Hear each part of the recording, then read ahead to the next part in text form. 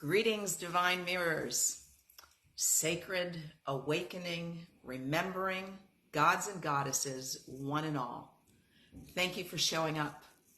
Welcome to Voices of the Global Awakening, Tuesdays with Tess, episode number 25, where our deep dive today is going to be on before the dawn, as in it is always darkest before the dawn. So I don't know about you, but it has been a profoundly challenging week for me. I actually relocated into my own sanctuary as of last Wednesday.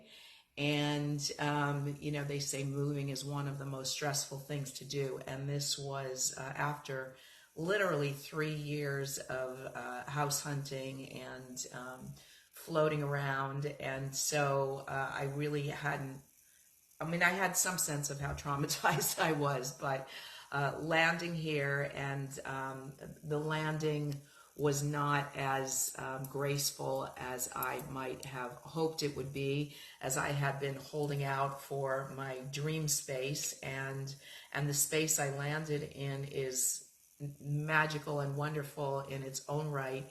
It just doesn't do all the things that I was envisioning being able to do in my home, and so I was sort of crestfallen that I was on this healing journey to transcend my programming that has caused me to rationalize sacrificing and compromising my whole life. And here I was holding out, and then in the end I have settled on a place that I'm deciding is just the next phase of my healing journey. And there are a number of little things that need tweaking in order to make it work for me. And I've had internet challenges, being on the phone with tech support for hours and hours at a time. And then my dog, in the middle of all of this, has developed this shiver, and I took him to the vet, and we're not happy with his blood test results. So now I have an ultrasound scheduled for him. And, and then of course I'm profoundly aware of the goings on in the Middle East, and that is deeply disturbing and painful on so many different levels. Welcome, Lori. Nice to see you here. Please give me a sound check, because I'm in a new spot and this is my first time here. And I was on with the internet yesterday for 3 hours, and then today another hour and a half. So I'm hoping that you can hear me, and that this is going to be a reasonably good location for me to be broadcasting from here forward for a time. And so if there are any sound issues, I would love to know about it. And of course, as always, this is an interactive dialogue. It is much more rich and fun if you decide to pop on with me and we can have an exchange. A dear friend used to say evolution is a team sport. We all have a piece of the pie, and so if you are on a cell phone, unfortunately that is the only way that you can ask to log on with me. You can either put it in the comments and I could search for you in the list. They show me a list of who's watching. Not always everybody gets on. And or else there's a little icon at the bottom of the screen that gives you the option to notify me that you would like to join the conversation. And it would be great to drop in with you and get your perspective. Welcome, Sasha Rana. Good to see you here. Our topic today is before the dawn, as in it is always darkest. And so it feels like it is a profoundly dark time on the micro level and the macro level. And, the question is, how do we stay on the upside of things? How do we stay hopeful and positive when we keep seeming to be getting like blindsided by pretty intense, painful things that seek to bring us down and cause us to lose hope. So, I have this philosophy that love drives up everything unlike itself for healing, for transmutation, for release. And so it seems like where we are as a global community is in this space of all the darkness of humanity that has been festering through the ages is coming up to be brought to the light. And so, I mean, at least I need to hold on to that perspective in order to stay sane and make some sense of what is going on and really choose to have a reason to keep getting up every day and keep going. So I'd love to chat with you. I'd love you to come on. I'd love you to bring your insights. I'd love you to bring your inquiries, and we can flow together and see where this segment wants to take us in terms of our ahas and our deepening and our soothing and all the things that make us grateful that we exist. So right now I'm going to take a deep breath and I invite you to join me, and then I'm going to drop into the silence a little bit and see what is alive and wants to be brought forth to be discussed. So, okay.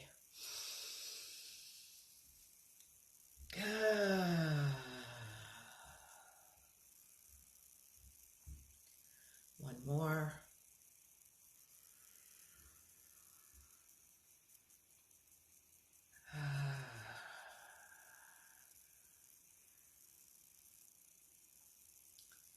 It's truly amazing how centering and restorative simple breathing is. I mean, I feel a little manic. I don't know if that is coming across to you or not.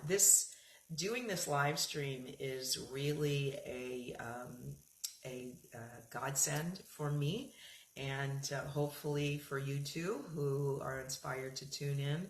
I seem to have a few loyal regulars that have been with me. This is now episode number 25, so we're just a little bit over the 6-month mark, and in the midst of all the chaos and confusion and uncertainty of my own existence, this is an anchor and a place for me to feel myself showing up. And once I get settled, my big move is going to happen this Friday, where I will be reunited with my belongings that I haven't seen in over 3 years. And I'm moving from a 2,800 square foot house to an 1,800 square foot house.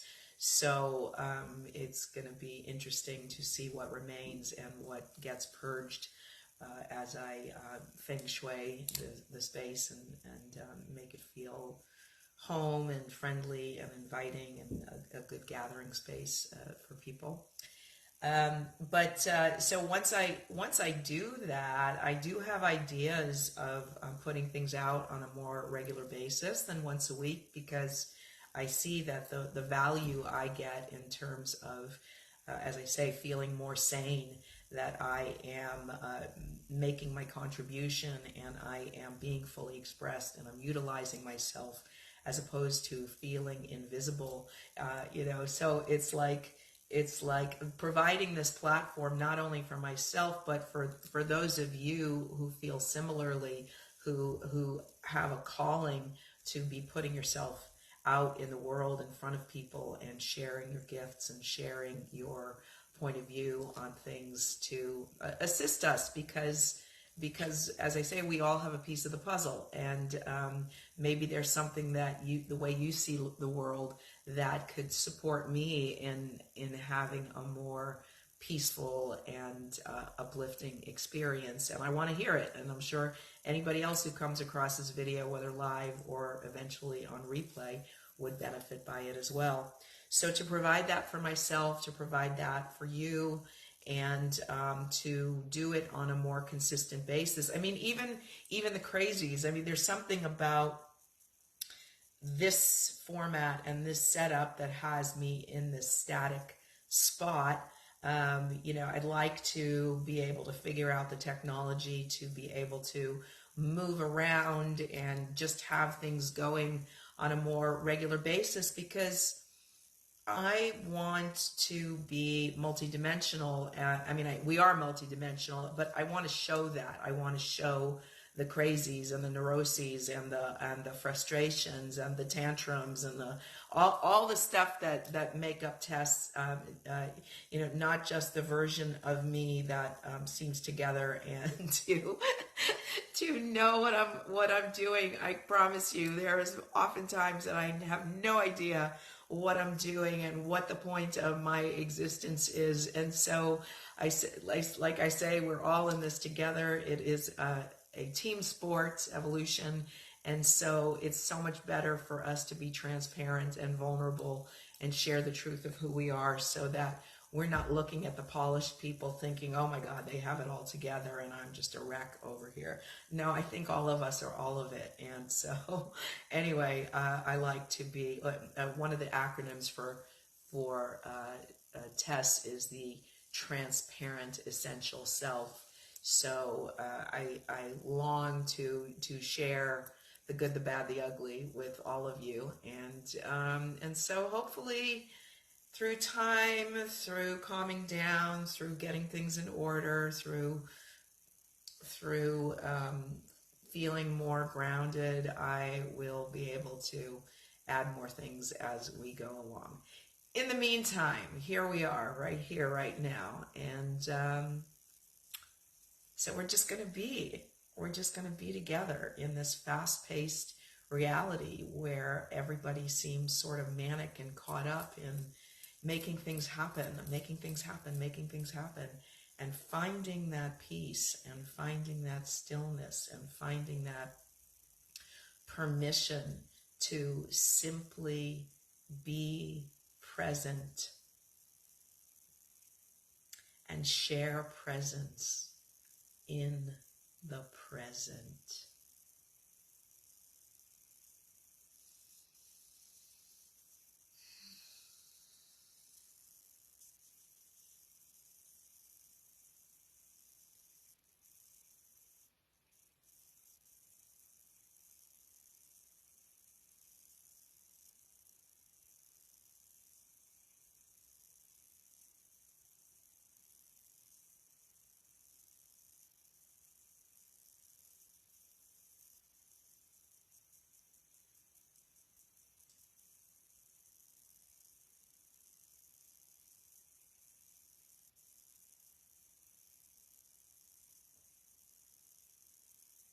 Because in the sharing of presence, in the present, which is the gift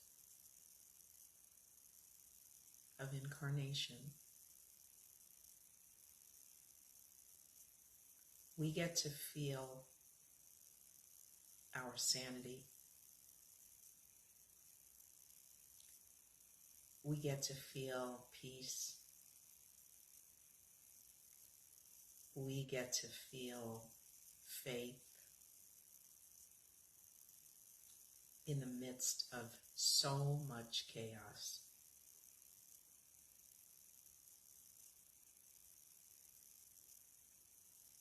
And in that peace, we can ground, we can calm down, we can find our balance and our center and determine that all is actually in divine order.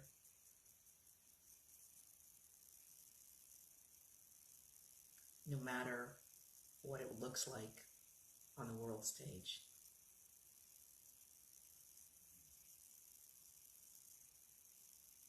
There is an overarching intelligence that manifests all of us and all that is.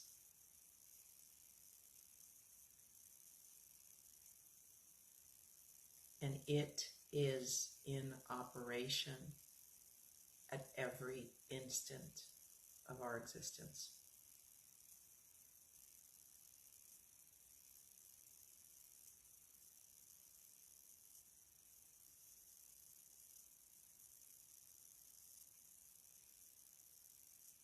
So if it's true that it is always darkest before the dawn, we can move through the darkness with an unshakable faith.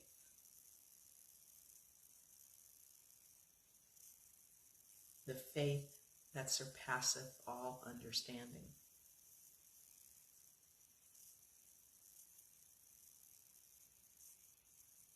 And that is the invitation and the opportunity that I seek to make available for you, my mirrors, as well as myself, because the more I share it with you, the more I ground it in me.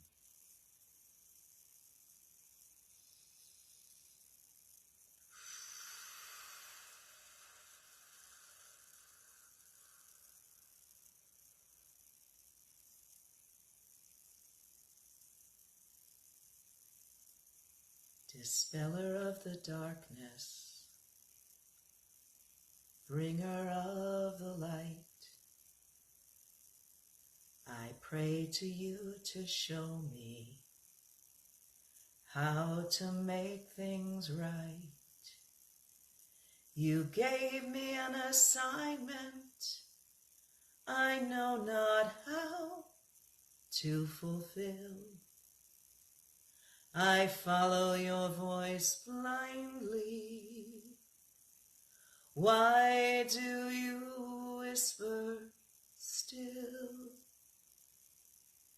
Awaiting your instructions, life seems harsh and bleak. I watch my world collapsing and turn the other cheek. Helplessly I call you, surrendering my fate. Forgive me if I tremble. It's been a long, long wait. If peace is the plan, come on and lend me a hand. Don't make me stand here alone like a fool. I've proven my stuff, God knows I've taken enough. It's time to send in the troops and the tools. Every door I come to slams upon my face. Your people are too busy to save the human race. You gave me an assignment, I know not how to fulfill. I follow your voice blindly. Why do you whisper still?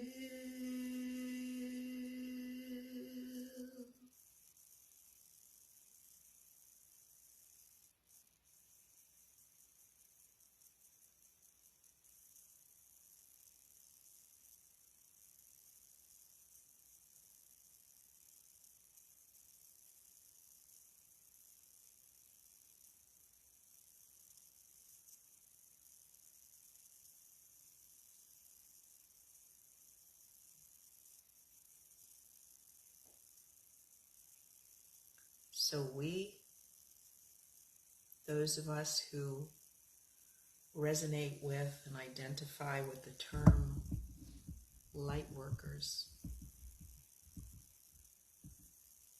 are here to hold up our little torches in the midst of the darkness, to support one another in waking up from the nightmarish hypnosis of so-called mortal reality, where we are limited and we are finite. And to remember the truth of our divinity, to remember the truth of our eternal, immortal, infinite, divine nature.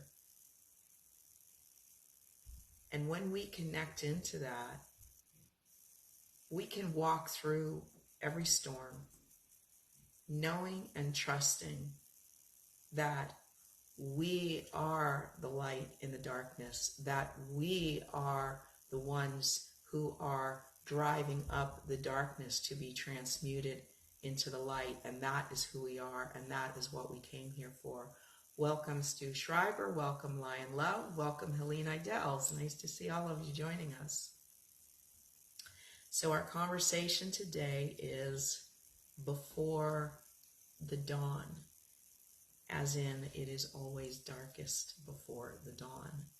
And today's message is a message of hope and faith for all of us, because we are going through such challenging times individually and collectively. And I really have so much compassion in my heart for all of us. And I've been going through my own darkness. The people who have been around me this past week that have been holding space for me as I have been moving from one location to another, from 3 years of houselessness, staying by grace at the homes of various friends in different places who have all been just incredibly welcoming and wonderful to me. And still, it is disorienting and stressful, and I have finally landed after 34 months of wandering, and my landing was a lot harder than I anticipated it to be. So I've been having meltdowns regularly and feeling really histrionic and freaking out. You wouldn't know it by watching me right now, but I'm telling you, I've been completely crazy all week long. And so, as I was saying earlier, I really look forward to doing this broadcast because it is an anchor for me and a lifeline, and it helps me to ground. And I'm delighted to be able to provide this as a touch point for those of you who are getting value out of it. So, Bella Grace, welcome to the conversation. So, as always, if you are on a cell phone, which unfortunately is the only way you can connect into the live stream, I wholeheartedly welcome you, because dialogue is infinitely more fun and interesting than a monologue for 2 hours. So please do join me and share how you're doing, what's alive for you, what's going on with you in this transitional, turbulent time with so much global darkness. And we who are the light workers are needing to wake up, needing to activate so that we can be the port in the storm for those who are feeling really lost and frightened. So that is why I'm here, and that is why I hold this portal, this space open to invite you to step into the light with me. And when they say when two or more are gathered, there is love, there is light, there is hope, there is inspiration, there is peace, there is divine remembering. So please do join me, and I welcome you at any time during this broadcast. So, and when we're not speaking, we're going to be visiting the silence and sharing presence periodically, and allowing the silence to inform us of what may want to be expressed next.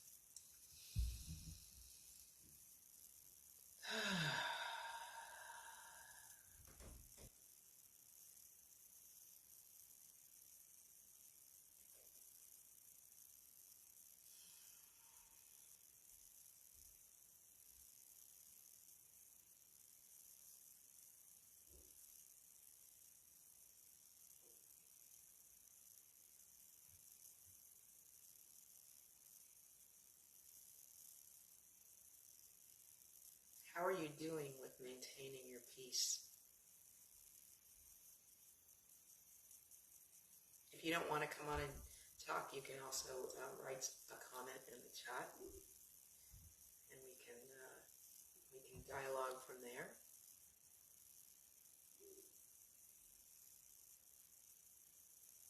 How are you doing navigating these turbulent waters?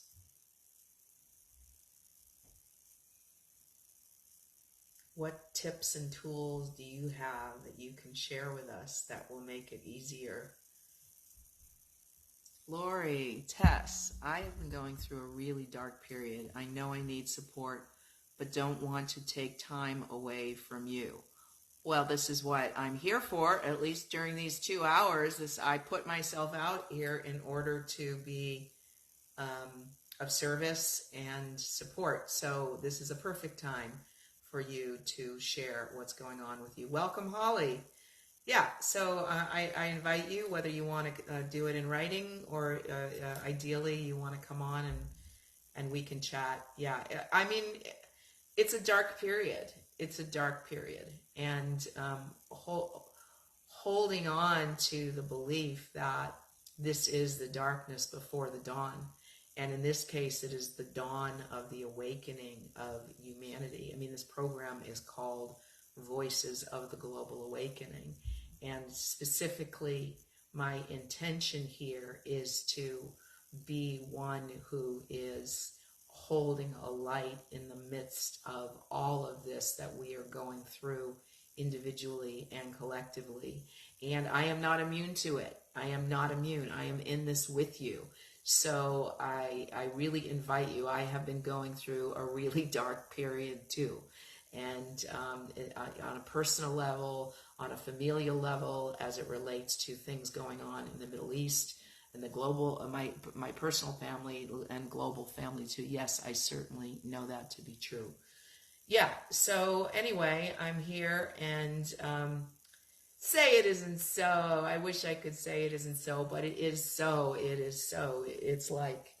It's almost like, I mean, I say all the time, where are the cameras? But it so often feels like this must be candid camera, because there is so much craziness going on, so much like difficulty, where it seems like there should be grace, and instead being met with so much frustration and disappointment and delay and confusion. And it's like, what is it? What is being asked of us? What are we supposed to do? It's like, on the one hand, there's the expression that God helps those who help themselves. And on the other hand, there is this thing about surrender and allowing the currents to carry us. But we're so programmed to accomplishment and to productivity. And if we're not accomplishing and we're not feeling productive, it's easy to feel like we're squandering our lives and we're not fulfilling our purpose for being. And it's almost to the point of mania, where we are driven by this sense of a dharmic purpose, and some of us have gotten aligned very young and very early in life and are off and running and doing amazing things. And others of us seem to have been banging around and stuck in a lot of muck. I mean, it's been said that, those of us that are like this, the hardcore empaths are here as the cleanup crew. And we have been like processing through our system all the muck, so much darkness. I mean, me, you've heard me say it a million times, a daughter of 2 Holocaust survivors, and my parents didn't have the tools. And so I feel like I've just been this filtration system my whole life to move all that dark, stuck energy. And it's like, oh my God, does it ever come to an end? Do I get to just be the light and be joyful and have fun and be happy and not be a magnet for so much like serious and heinous crimes against humanity that like my heart can barely take it, but when I remind myself that this is the divine play and that these are roles that we all agreed to incarnate and play, with very rich, deep, complex characters and circumstances, then it's like from an actor's standpoint, the more challenging our life is, the more juicy the role that we're getting to play.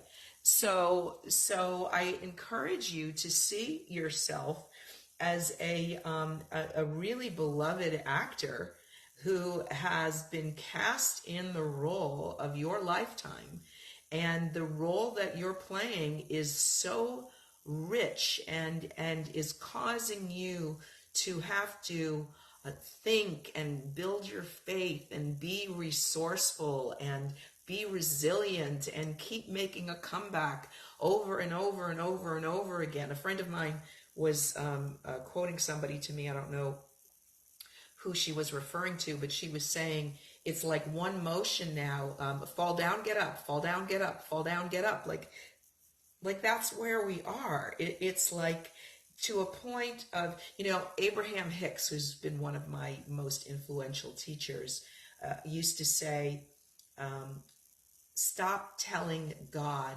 how big your problems are. Instead, tell your problems how big your God is. And I'm getting to a point of like, okay, come on, bring it. Is this all you got? Really? It's like, how much more crazy, how much more ridiculous, how much more painful, how much more disappointing can things get before all of a sudden I'm tiptoeing through the tulips and everything is feeling graceful and beautiful and filled with light. And yet I can see the light, right? I can see the light at the end of the tunnel. I can see that the dawn of humanity is upon us. It's like this is the time where we all need to hold each other and remind each other and support each other in getting through whatever we are going through, remembering this too shall pass. This too shall pass. Look at all the things that you have already survived that you thought that there was no way that you could. So when are we going to get to the point where we realize that we survive it all? We survive it all. We get to choose. Now, if any of you ever read Viktor Frankl's book, Man's Search for Meaning, that he wrote as I don't know if he was a psychiatrist or a psychologist, as he was an inmate in the concentration camps in World War II. And his observation in the book was that for the most part, the people who survived were the people who believed that they would. So no matter what we're going through, and we have to realize that these are our characters that are going through these things. Who we are as the divine, imperishable soul is a witness to the journey of our character, and it is a journey that we agreed to take on in order to know ourselves as the light. Now we forget. We fall down, we have to get up. We fall down, we have to get up. We fall down, we have to get up. And sometimes we don't feel like getting up. And sometimes it's okay for us to stay down for a round or two and lick our wounds and give ourselves permission to take a time out to find our peace and regain our center. Because the most important thing that we have to hold on to is our inner faith. Seek ye first the kingdom within, and all this will be added unto you. So finding that space of peace, unequivocal peace that is always there, that stillness is always there. We just have to redirect our distracted monkey mind and bring it back.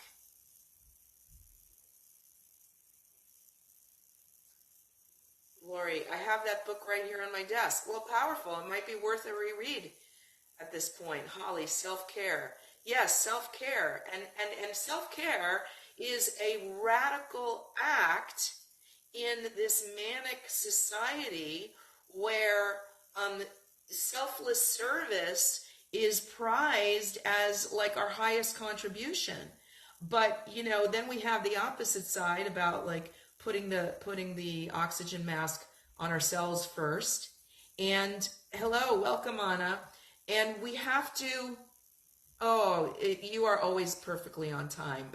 You are always perfect on time whenever you arrive. Thank you for being here.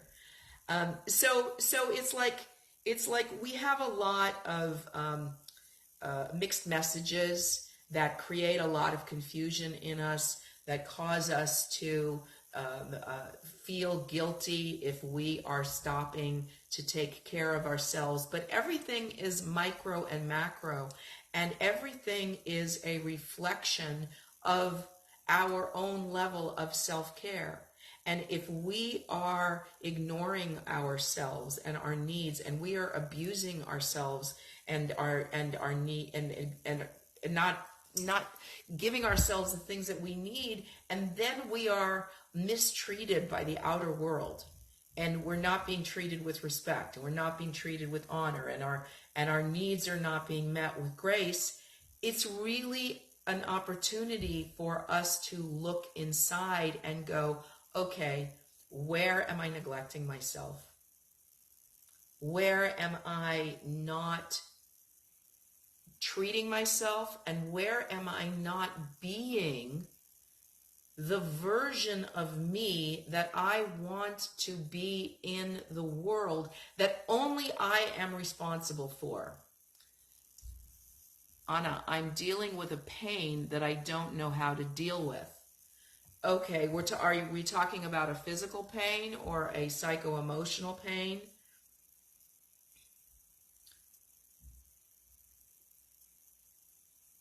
Do you want to come on and chat with me?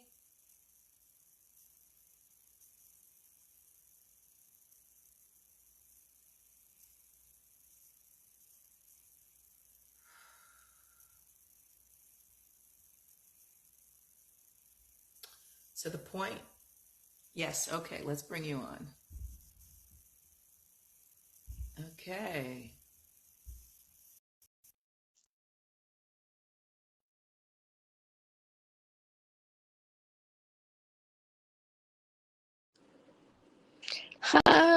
Hi, beautiful friend. How are you?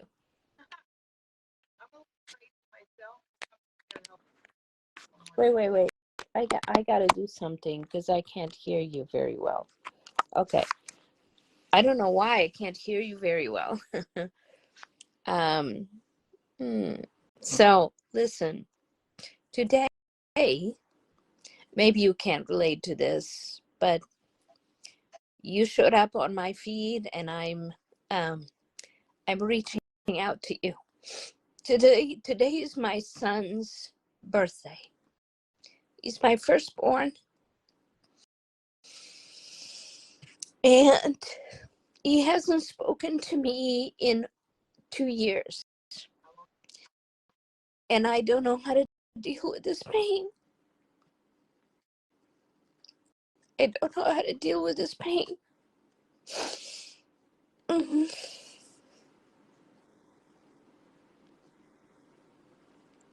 Yeah.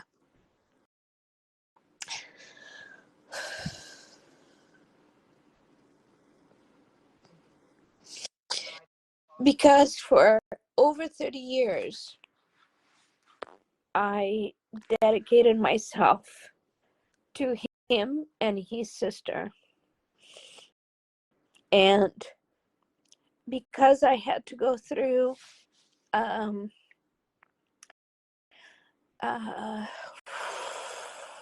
you know what I went through.